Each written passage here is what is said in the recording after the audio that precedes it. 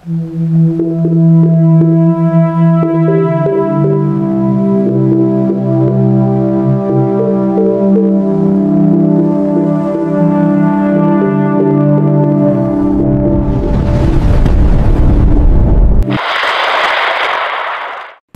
araw po sa inyong lahat. Narito ang pinakabagong ulat sa lagay ng panahon ngayong linggo ika-13 ng Hulyo taong 2025. Ang mga cloud cluster na aming minomonitor kahapon ay tuluyang naging low pressure area sa loob ng bansa. May posibilidad itong maging bagyo sa mga susunod na araw. Sa ngayon, nananatili ito sa karagatan at patuloy na umuunlad. Samantala, nararanasan pa rin ang epekto ng hanging habagat sa kanlurang bahagi ng bansa. Pinapaalalahanan po namin ang ating mga kababayan na patuloy na subaybayan ang aming mga susunod na ulat upang makapaghanda ng maaga at may likas ang inyong pamilya kung kinakailangan. Lagay ng panahon sa iba't ibang rehiyon. Luzon, dahil sa patuloy na pag-iral ng hanging habagat, ang kanlurang bahagi ng Luzon, lalo na ang Cavite, Occidental Mindoro, Batangas, at Palawan, ay makakaranas ng kalat-kalat na pag-ulan at maulap na kalangitan.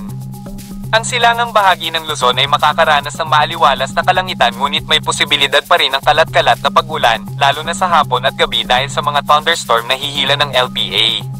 Ang hilagang Luzon ay inaasahang magkakaroon ng maaliwalas na panahon ngunit may posibilidad ng biglaang pag-ulan, katamtaman hanggang sa malakas ang intensity sa ilang lugar.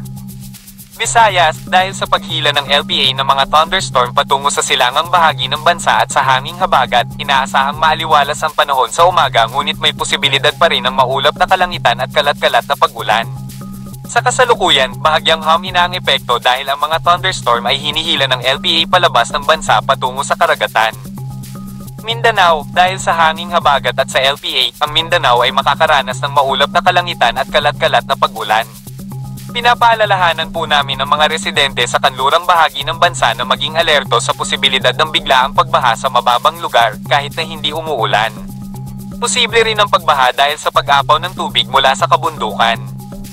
Palawan, inaasahang maaliwalas ang panahon sa Palawan, ngunit may posibilidad pa rin ng kalat-kalat na pag-ulan dahil sa mga biglaang pagbuhos ng ulan mula sa mga thunderstorm. Maging alerto pa rin sa LPA dahil anumang oras ay maaaring lumakas ito at magdulot ng malakas na hangin at pag-ulan. Lagay ng karagatan. Sa kasalukuyan, wala pang nakataas na gale warning sa anumang baybayin ng bansa. Gayunpaman, pinapayuhan ng mga mangingisda na maging maingat para sa kanilang kaligtasan. Patuloy na subaybayan ang mga susunod na ulat para sa mga karagdagang impormasyon at update. Maging handa at alerto sa mga posibleng epekto ng LPA. Ingat po kayo! Dumako naman tayo sa ating partner para sa mga karagdagang impormasyon sa loob ng ating bansa. At para nga sa maging lagay ng panahon ngayong araw, maulan na panahon pa rin yung mararanasan dito sa Cavite, Batangas, Occidental Mindoro at Palawan. Dulot pa rin po ito ng habagat. Hanggang sa mga malalakas na pag-ulan pa rin yung posible nating maranasan dito sa mga areas na ito. Kaya patuloy na pag-iingat para sa ating mga kababayan. Samantala, dito din sa bahagi ng Metro Manila, Central Luzon, Pangasinan, maging dito sa area ng Bicol Region at nalalabing bahagi pa ng Calabarzon at Mimaropa ay magiging maulap din po yung ating kalangitan. Anytime of the day, posible pa rin po tayo makaranas ng mga pag-ulan at mas tumataas po yung chance ng mga pag-ulan na ito pagsapit ng hapon at gabi. Hanggang sa katamtaman po hanggang kung minsan ay mga malalakas na pag-ulan din yung posible nating maranasan. So meron pa rin pong posibilidad ng mga biglaang buhos ng mga malalakas na pag-ulan. Kaya muli po patuloy pa rin pag-iingat para sa ating mga kababayan sa banta ng mga pagbaha at pagguho ng lupa. And kapag tayo ay lalabas, huwag rin po natin kalilimutan yung mga pananggalang natin dito sa mga pag-ulan na ito. Samantala sa nalalabing bahagi naman ng Luzon, magiging bahagyang maulap hanggang sa maulap po yung ating kalangitan. May mga isolated o mga biglaang pag-ulan, pagkilat at pagkulog pa rin po na mararanasan dulot po ng habagat. Agwat ang temperatura dito sa Metro Manila ay mula 25 to 31 degrees Celsius.